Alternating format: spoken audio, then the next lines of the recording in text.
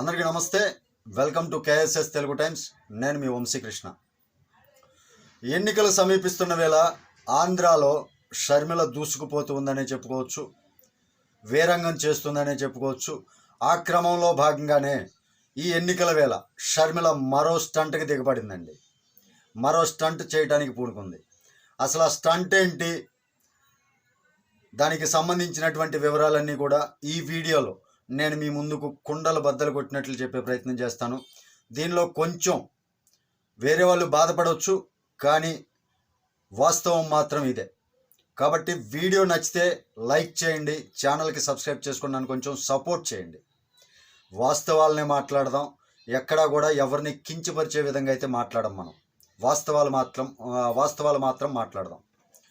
సరే, ఇక విషయానికి వస్తే, ఒకప్పుడు షర్మిల జగనన్న వదిలిన బాణం అంటూ 3200 కిలోమీటర్ల దగ్గరగా కాలినడకన తన అన్న కోసం పాదయాత్ర చేసినటువంటి షర్మిల ఈ రోజున కాంగ్రెస్ పార్టీలో చేరి, అన్న బయటికి నెట్టేశాడు, కాంగ్రెస్ పార్టీలో చేరింది.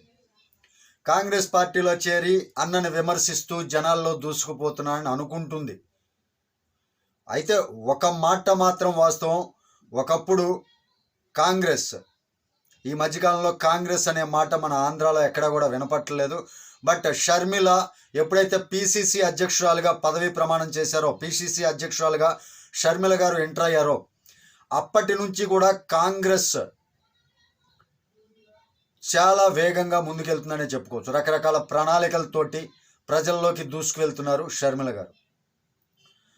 అదే క్రమంలో ఈరోజు ఢిల్లీలో ప్రత్యేక హోదా వాళ్ళకి గుర్తు చేయాలి, ప్రత్యేక హోదాకి సంబంధించినటువంటి వాళ్ళ దృష్టికి తీసుకెళ్ళాలి మరలా ఒకసారి అని దీక్ష చేపట్టబోతున్నారండి.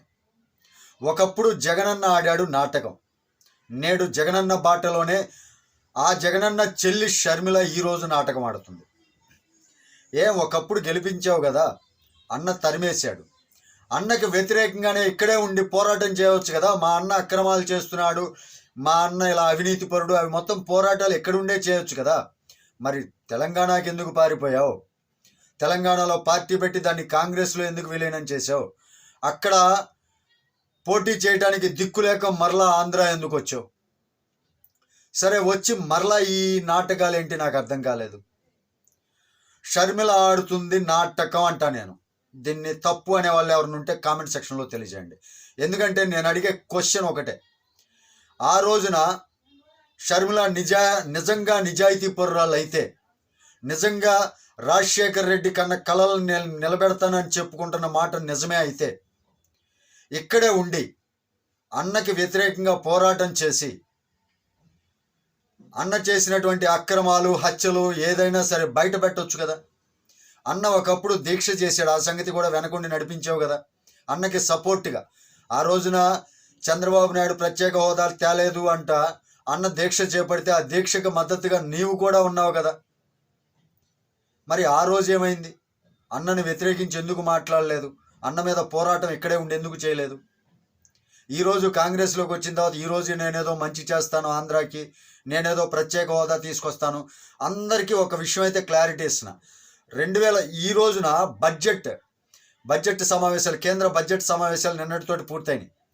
నిన్న పూర్తయిన క్రమంలో ఈ బడ్జెట్లో ఈ విభజిత ఆంధ్రాకి సంబంధించి, ఆంధ్ర రాష్ట్ర ప్రత్యేక హోదా గురించి, విభజన చట్టం ప్రకారం ఆ హామీలు ఏవైతే ఉన్నాయో ఆ హామీలు అమలు చేయడానికి సంబంధించి ఎటువంటి ప్రస్తావన రాలేదు.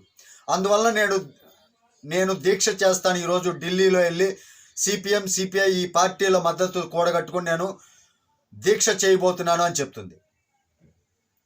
ఒకప్పుడు 2018 బడ్జెట్ సమావేశాలు ఇదే విధంగా కంప్లీట్ అయిన తర్వాత ప్రత్యేక హోదాకి సంబంధించి కావచ్చు, విభజన చట్టంలో ఉండేటటువంటి హామీలు నెరవేర్చే విషయంలో కావచ్చు, ఎలాంటి ప్రస్తావన లేకపోబట్టే ఎన్డీఏ కూటమితోటి చంద్రబాబు నాయుడు వ్యతిరేకించి బయటకు వచ్చాడు. అందువల్లే కదా మోడీ గారికి యాంటీ అయ్యాడు చంద్రబాబు నాయుడు. పొలిటికల్గా చాలా రిస్క్ ఫేస్ చేశాడు చంద్రబాబు నాయుడు ఆ స్టెప్ తీసుకొని. ఆ స్టెప్ ఎవరి కోసం తీసుకున్నాడు? ప్రజల కోసం తీసుకున్నాడు. విభజిత ఆంధ్ర బాగు కోసం తీసుకున్నాడు. మరి అలాంటి చంద్రబాబు నాయుడిని విమర్శిస్తూ దీక్ష చేశాడు జగన్మోహన్ రెడ్డి. మరి ఈరోజు నేను ప్రత్యేక హోదా తెస్తాను అని చెప్పినప్పుడు నిన్న జరిగినటువంటి బడ్జెట్ సమావేశాలు పూర్తయిన వెంటనే ఎందుకు వ్యతిరేకించలేదు? ఎందుకంటే ఒకప్పుడు సోనియా గాంధీ జైల్లో పెట్టించింది కనికరం చూపల, కాళ్ళ మీద పడ్డా కూడా. నేడు మరలా ఈ కేంద్రానికి తలొంచి పనిచేయడానికి జగన్మోహన్ రెడ్డి కారణం ఏంటంటే మరలా ఇతన్ని జైలుకు పంపిస్తారు, నా పదవి పోతే బీజేపీ సపోర్ట్ లేకపోతే జైలుకు వెళ్లాల్సి వస్తుంది, కేవలం ఆ ఒక్క కారణంతో కేంద్రం పాదాల చెంత పడిగాపులు కాస్తూ కేంద్రం పాదాలు ఒత్తుతూ బతికేస్తున్నాడు జగన్మోహన్ రెడ్డి. కానీ ఈరోజు అదే నాటకాన్ని మరలా తిరిగి షర్మిల ప్రవేశపెట్టబోతుంది. ఎందుకు? నేను ఢిల్లీ వెళ్ళి దీక్ష చేస్తున్నాను, నిన్న బడ్జెట్ సమావేశాలు పూర్తయిన తర్వాత ప్రత్యేక హోదా తీసుకురాలేదు, ప్రత్యేక హోదా ఇస్తారని చెప్పలేదు, విభజన చట్టం ప్రకారం ఇచ్చినటువంటి హామీలు సంగతి కూడా ఎలాంటి ప్రస్తావన లేదు. మరి ఇలాంటప్పుడు నేను పోరాటం చేస్తాను, ఆంధ్రాకి నేను మంచి చేస్తానని ఆ కలరింగ్ ఇవ్వటం కోసమే షర్మిల ఈరోజు డ్రామాలు ఆడుతుంది. ఇది ప్రజలందరూ గుర్తించాలి.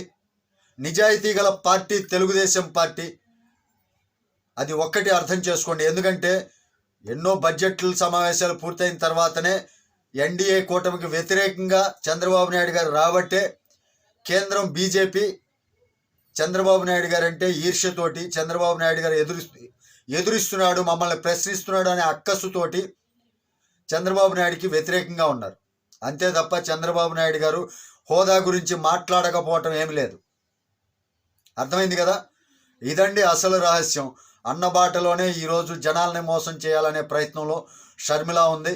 ఈ ప్రయత్నాన్ని ప్రజలందరూ కూడా నమ్మకుండా ఉంటారని ఆశిస్తూ థ్యాంక్ యూ. జై హింద్.